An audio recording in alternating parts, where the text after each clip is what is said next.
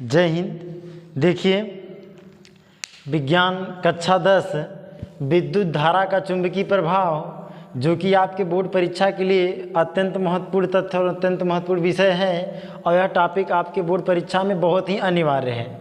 हम समझेंगे कि विद्युत धारा का चुंबकीय प्रभाव क्या है। पिछले वाले वीडियो में विद्युत धारा क्या है इसके बारे में पूरा बताया गया है। अब आज से स्टार्ट हो रहा है अगला चैप्टर, विद्युत धारा का चुंबकीय प्रभाव, जो कि कक्षा 10 के लिए है। ठीक है, अब यहाँ से हम समझते हैं कि चुंबक किसे कहते हैं। तो वह पदार्थ जो लोहे से बनी वस्तु को अपनी ओर आकर्षित करता है, तो उसे हम क्या कहेंगे? चुंबक कहेंगे। क्या कहेंगे? चुंबक।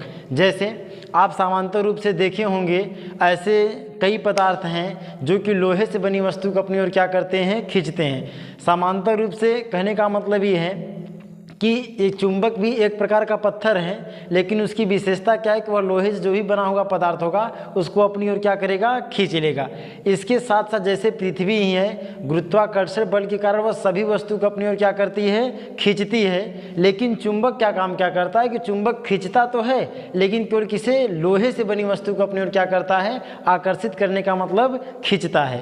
तो कहने का तात्पर्य है, अगर कोई पदार्थ है वह लोहे से बनी वस्तु को अपनी ओर आकर्षित कर रहा है, तो उसे हम क्या कहेंगे? चुंबक। क्या कहेंगे? चुंबक। ठीक है। और उसके साथ साथ ये जो चुंबक लोहे से बनी वस्तु को अपनी ओर आकर्षित करता है, इस आकर्षित करने के गुण को हम क्या कहते हैं? चुंबकत्व। कभी कभी परीक्षा में प्रश्न पूछता है कि चुंबकत्व से क्या अभिप्राय है, तो आप बताएंगे कि अगर चुंबक जिस गुण के कारण किसी लोहे से बनी वस्तु को अपनी ओर आकर्षित करता है, उसे हम क्या कहेंगे? चुंबकत्व कहेंगे। क्या कहेंगे? चुंबकत्व कहेंगे। ठीक है। अब इसके बाद हम समझते हैं चुंबक के प्रकार। क्या समझते हैं? चुंबक के प्रकार। अगर चुंबक के प्रकार की बात करें, ठीक है, तो सामान्य रूप से चुंबक दो प्रकार के होते हैं। चुंबक दो प्रकार के होते हैं। कितने प्रकार के होते हैं? दो प्रकार के। पहला आपका प्राकृतिक चुंबक। पहला वाला क्या है आपका? प्राकृतिक चुंबक। और दूसरा वाला है आपका कृत्रिम चुंबक। क्या है? कृत्रिम चुंबक। ठीक है। तो पहला वाला अगर चुंबक के प्रकार देखें तो चुंबक दो प्रकार के, पहला आपका प्राकृतिक चुंबक, दूसरा आपका कृत्रिम चुंबक। अब यहाँ हम समझते हैं कि प्राकृतिक चुंबक क्या है, कृत्रिम चुंबक क्या है। जैसे सामान्य रूप से आप सुने होंगे या जानते होंगे कि नेपाल साइड में जब पशु वशु चरने के लिए पहाड़ी इलाकों में जाते हैं, तो वहाँ पे होता क्या है कि उनके जो पैरों के जो खुड़े होते हैं उसमें लोग लोहे को लगा देते हैं। ऐसा इसलिए कि माना जाता है कि उस साइड में एक पत्थर है जिसका नाम है पारस पत्थर। क्या नाम है? पारस पत्थर। पारस पत्थर की विशेषता क्या होती है कि अगर उस पत्थर से कोई भी लोहा टकरा जाए तो वह लोहा कुछ पल के लिए क्या हो जाएगा? वो लोहा आपका सोना में कन्वर्ट हो जाता है। किस में कन्वर्ट हो जाता है? सोना में। तो ऐसा वहाँ पे मतलब ये प्रक्रिया है, लेकिन अब पारस पत्थर की संभावना बहुत कम है, वो न के बराबर हो गया है, अब जल्दी मिलता नहीं है। तो यहाँ पे हम चुंबक के प्रकार में देखें तो एक आपका प्राकृतिक चुंबक, एक आपका कृत्रिम चुंबक। तो प्राकृतिक चुंबक सामान्य रूप से आपके वायुमंडल में या फिर कहें धरती के सतह पर या धरती के अंदर, जैसे पहले आप इतिहास में पढ़ते होंगे कि खुदाई के दौरान ये पदार्थ प्राप्त हुआ, वो पदार्थ प्राप्त हुआ, तो कुछ ऐसे पत्थर भी प्राप्त हुए थे जो कि लोहे से बनी वस्तु को अपनी ओर क्या कर रहे थे? खींच रहे थे। तो उसे हम क्या कह दिए? प्राकृतिक, जो प्रकृति में उपलब्ध हो। क्या हो? जो प्रकृति में क्या हो? आपका उपलब्ध हो। तो जो प्रकृति में उपलब्ध रहेगा उसे हम क्या कहेंगे? प्राकृतिक चुंबक। क्या कहेंगे? प्राकृतिक चुंबक। अब दूसरा आपका कृत्रिम चुंबक है। कृत्रिम चुंबक क्या है? तो कृत्रिम चुंबक भी कहीं न कहीं वह प्राकृतिक चुंबक का ही रूप होता है, लेकिन उसको कुछ अलग विधियों से बनाते हैं, जो कि मानव निर्मित करता है। क्या करता है? मानव निर्मित करता है। ठीक है, मानव निर्मित करता है। अगर इसके प्रयोग की बात करें, जैसे आप देखेंगे मोबाइल में या जो भी आप गांव में बड़े बुजुर्ग लोगों को देखते होंगे, जैसे जो कान में थोड़ा कम सुनने लगते हैं वो सुनने वाली मशीन लगाते हैं, तो मशीन में क्या लगा रहता है आपका कृत्रिम चुंबक लगा रहता है। वो चुंबक का काम क्या होता है कि जो भी ध्वनि निकलने रहती है उन ध्वनि तरंगों को अपनी ओर क्या करते हैं, आकर्षित करते हैं। आकर्षित करने का मतलब है कि चुंबक रहेगा तभी तो खींच पाएगा, तो कहने का मतलब उसी वजह से क्या हो पाता है, सुनना संभव हो पाता है। तो तात्पर्य है कि प्राकृतिक चुंबक प्रकृति में उपलब्ध रहेगा, कृत्रिम चुंबक या मानव द्वारा क्या है आपका चुंबक है। अब इसके बाद ये आपका चुंबक के प्रकार हो गया। अब हम समझते हैं चुंबक के ध्रुव के बारे में। किसके बारे में? चुंबक के ध्रुव के बारे में। अगर चुंबक के ध्रुव की बात करें तो चुंबक के दो ध्रुव होते हैं। क्या होते हैं? चुंबक के दो ध्रुव होते हैं। कितने ध्रुव होते हैं? दो। एक आपका उत्तरी ध्रुव होता है, दूसरा का आपका दक्षिणी ध्रुव होता है। क्या होता है? एक आपका नॉर्थ माने उत्तर यानी कि उत्तरी ध्रुव और साउथ माने दक्षिण यानी कि दक्षिणी ध्रुव। कहने का मतलब अगर चुंबक में ध्रुव की बात करें तो चुंबक में दो ध्रुव होते हैं, एक आपका यन होता है, एक आपका यस होता है। कभी अगर एग्जाम में पूछ रहा है चुंबक कितने ध्रुव हैं तो आप बताएंगे चुंबक के दो ध्रुव, एक आपका उत्तरी ध्रुव, दूसरा आपका दक्षिणी ध्रुव, जिसको समानतः यन और यस से हम क्या कहते हैं, प्रदर्शित करते हैं।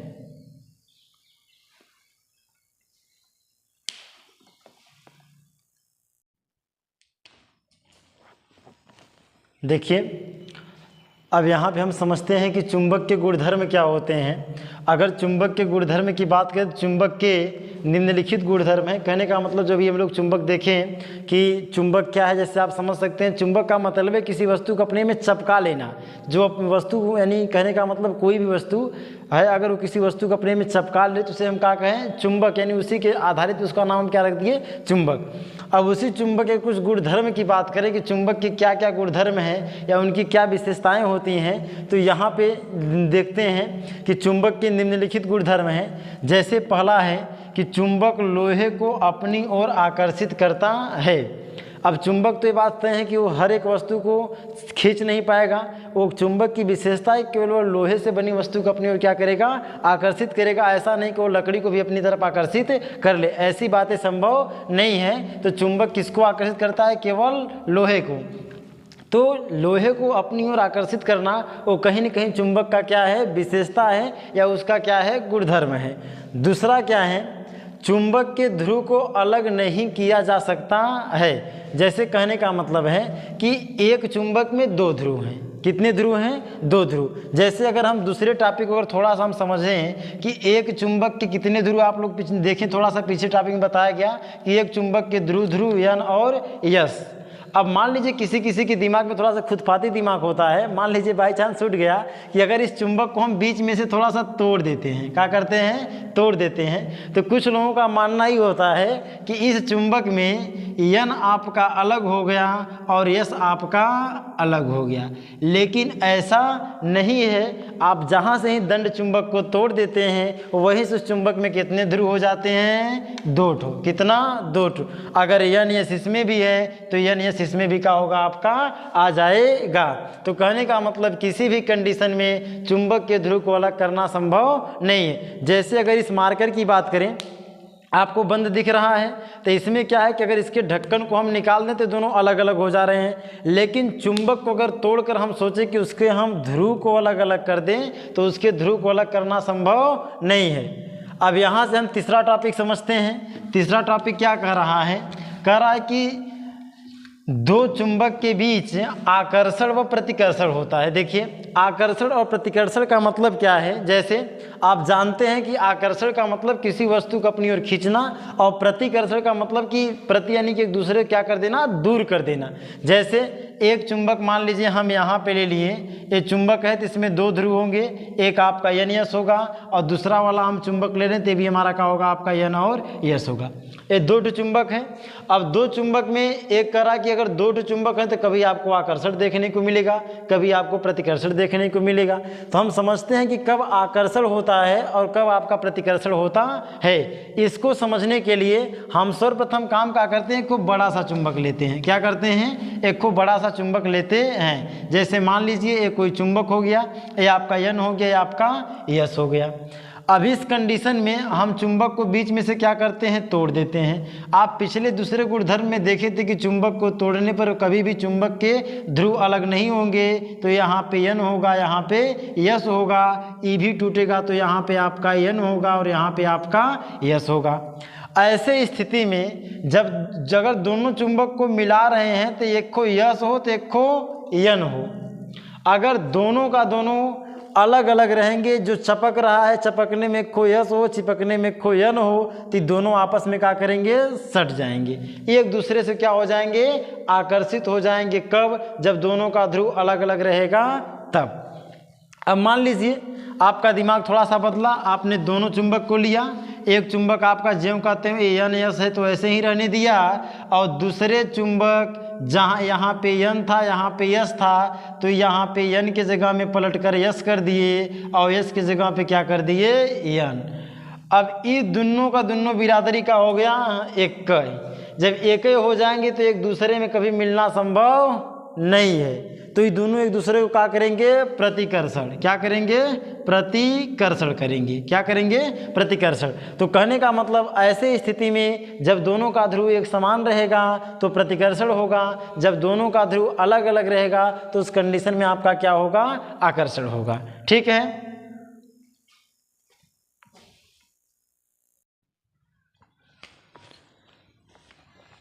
यहाँ पे समझते हैं अगला टॉपिक, चुंबकीय क्षेत्र। चुंबकीय क्षेत्र क्या है, चुंबक के चारों ओर का वह क्षेत्र जहाँ तक चुंबकीय प्रभाव का अनुभव होता है। चुंबकीय प्रभाव का अनुभव करने का मतलब क्या है, ऐसा समांतर रूप से आप लोग भी बचपन में किए होंगे। एक आप चुंबक लेते थे, ठीक है, हम ही लोग कोई भी लोग एक चुंबक ले लिए, और चुंबक को लेने के बाद आप चुंबक में लोहे की कील को सटाइए मत। आपको ये मान लीजिए आपका क्या हो गया, चुंबक हो गया। क्या हो गया, चुंबक, और ये आपका क्या है, लोहे का कील। क्या है, लोहे का कील है। तो हम लोग करते क्या थे, अगर मान लीजिए ये भी एक ज़मीन पे रखा हुआ है चुंबक भी, और इस लोहे को कील को हम इसके पास में यहाँ तक क्या करते थे, छोड़ देते थे। क्या करते थे, छोड़ देते थे। जो लोहे का कील है इसको यहाँ पे हम क्या करते थे, छोड़ देते थे। जैसे ही लोहे की कील को हम छोड़ते थे तुरंत ये चुंबक इसको अपनी ओर क्या कर लेता था, बीच में कुछ दूरी रहने के बावजूद भी वो लोहे का कील इसमें आके क्या होता था, सट जाता था। ऐसा क्यों होता था, उसका रीजन क्या था, चुंबकीय क्षेत्र था। अगर कोई चुंबक जितना ही बड़ा रहेगा वो समांतर रूप से उतना ही बड़ा चुंबकीय क्षेत्र क्या करेगा, स्थापित करेगा, और जितना छोटा चुंबक रहेगा वो उतना ही छोटा क्षेत्र क्या करेगा, स्थापित करेगा। इतना बड़ा चुंबक था तो यहाँ पे छोड़ें, अगर मान लीजिए कोई और बहुत बड़ा सा चुंबक ले लेते हैं, क्या कर लेते हैं, कोई बहुत बड़ा सा चुंबक होगा तो इस चुंबक का जो क्षेत्र होगा वो काफ़ी ज़्यादा बड़ा होगा, तो आप अधिक दूरी तक भी अगर वस्तु को छोड़ देते हैं तो यह चुंबक अपनी ओर वस्तु क्या करेगा, खींच लेगा। कहने का मतलब है जितने बड़ा चुंबक होगा उतने ज़्यादा वो चुंबकीय क्षेत्र क्या करेगा, स्थापित करेगा। जितना छोटा सा चुंबक होगा उतने छोटा सा क्या करेगा, क्षेत्र स्थापित करेगा। ठीक है।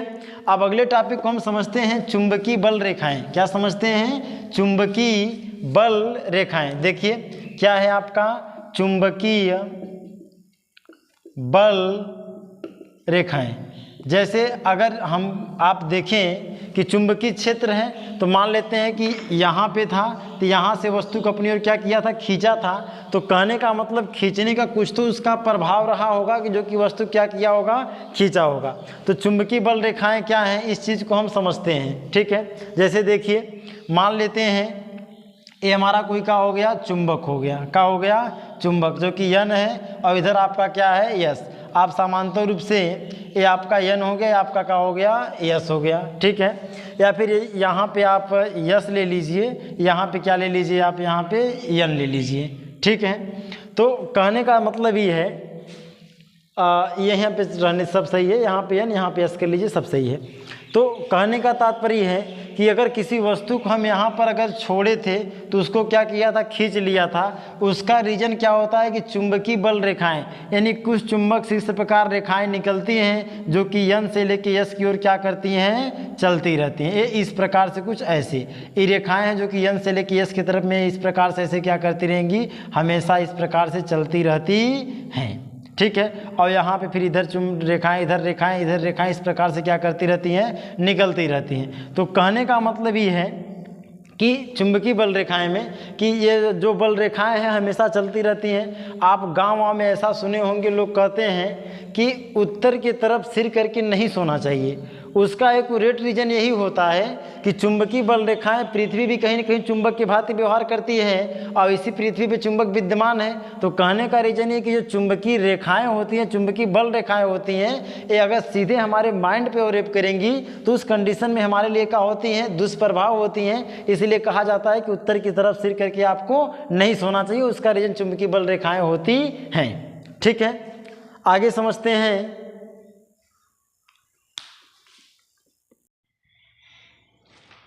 देखिए अगला टॉपिक क्या है। अगला टॉपिक कह रहा है कि चुंबकीय बल रेखाओं के गुणधर्म। जैसा कभी हम लोगों ने देखा कि चुंबकीय बल रेखाएं क्या होती हैं, अब उसके हम लोग गुणधर्म के बारे में पढ़ते हैं कि इसके क्या क्या गुणधर्म है। जैसे किसी भी इंसान के बारे में जानना तो उसके गुण का पता होना चाहिए कि वह चोर है, कि बेईमान है, कि ईमानदार है, कि क्या है, उसके बारे में जानना जरूरी है। तो सेम उसी प्रकार से जो है वही उसका गुणधर्म है। तो यहाँ पर चुंबकीय बल रेखाओं गुणधर्म के बारे में जानते हैं। तो पहला कह रहा है कि चुंबकीय बल रेखाएं सदैव किस दिशा में चलती हैं, यन और यस दिशा में। कहने का मतलब है, अच्छा कैसे पता चलेंगे कि चुंबक की जो रेखाएं हैं वो हमेशा यन और यस दिशा में चलती हैं।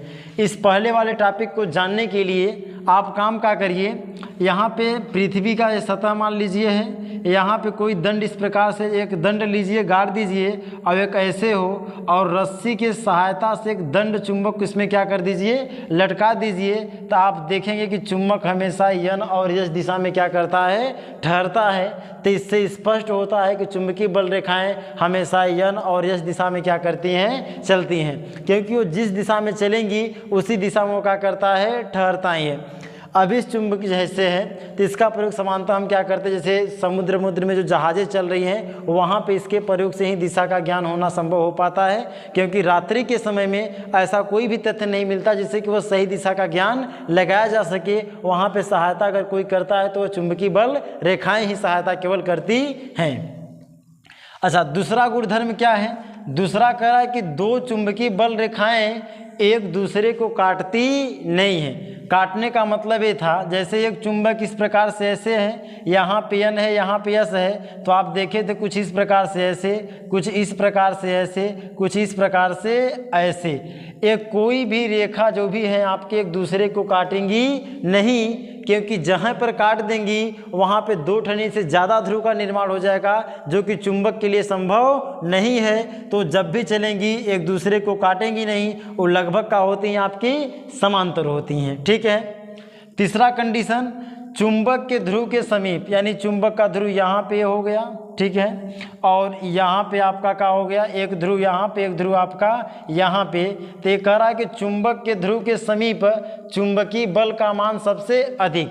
चुंबकीय बल का मतलब क्या, जहाँ पे चुंबक ज़्यादा तेजी से क्या कर सके, खींच सके। तो सबसे अधिक की तो यहाँ होगा, की तो यहाँ होगा। इसके इसके अपेक्षा बीच में चुंबकीय बल का मान क्या होगा, कम होगा। ओरे पे क्या करेगा, ज़्यादा लगेगा, और बीच में क्या लगेगा आपका, उसका मान कम लगेगा। ठीक है। और चौथा पॉइंट लिख लीजिएगा, चौथा गुणधर्म क्या है। चौथा गुणधर्म है चुंबकीय बल रेखाएं, चुंबकीय बल रेखाएं परस्पर समांतर होती हैं। क्या होती हैं, समांतर होती हैं। ठीक है। ये आपके 4 चुंबकीय बल रेखाओं के क्या हैं, गुणधर्म हैं कि हमेशा यनियस दिशा में चलेंगी। कैसे चलती हैं आपको मैंने बताया सिद्ध करके। दूसरा, एक दूसरे को कभी काटती नहीं है। तीसरा कि उनके ध्रुव पे चुंबकीय बल का मान सबसे अधिक होगा। और चौथा, चुंबकीय बल रेखाएं परस्पर क्या होती हैं, समांतर होती हैं, मतलब एक दूसरे को प्रतिच्छेद नहीं करती हैं।